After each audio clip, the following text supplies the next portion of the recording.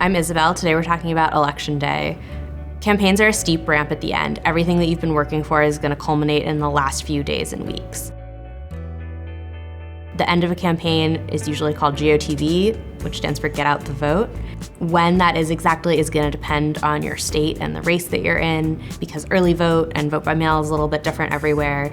Usually the final 4 days are going to be the last really big push. It's going to be when you do a ton of your voter contact. You're going to knock more doors than you thought you possibly could through the rest of the cycle. You'll have been raising money for months and months, and you're going to spend most of it in the last couple of weeks. The most important thing during this time is to make sure that your voters are getting to the polls. That's the people that you've talked to over the last many months, who you've identified as your supporters. It's maybe people who are registered in the party that you're running with if it's a partisan election. The people who you figured out over many, many months are the people who are most likely to be voting for you, whether they've told you that or you know through other strategies. By Election Day, most of the work is already done. Don't overthink the day itself. A lot of it is about celebrating the work that you've done and finishing really strong. Have a plan for Election Day. Be prepared in case something goes wrong. Something's always going to go wrong on Election Day. It's not going to go exactly according to your plan. Be ready to contact voters one last time. As the candidate, know what you're going to be doing with your time on Election Day. And you're going to want to be ready to track the results.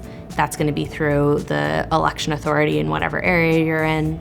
Make sure that you have a plan for celebrating with supporters and volunteers. Whatever happens, everyone will have worked super hard through the final push, and you're going to want to celebrate the work that you've done together.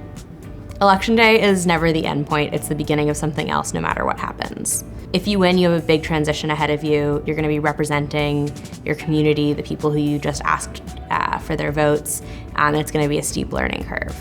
But listen, most first-time candidates don't win.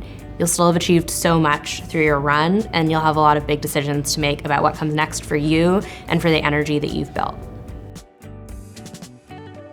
Take the time that you need to rest, take time to appreciate everyone who is part of your campaign, and then figure out what's next. You can always run again. Figure out how to channel your energy and the energy of the support network that you've built through the course of your run. There's winning, and then there's winning beyond winning. Whether or not you win on Election Day, there's so much that you can do for your community with what you've learned through the process of running. Your campaign will come to mean a lot to a lot of people in probably ways that you won't even be able to see. They might see themselves represented in a way that they haven't before. They might feel empowered to take action in a way that they didn't before, and that is super important too. Maybe one of them is going to be the next candidate.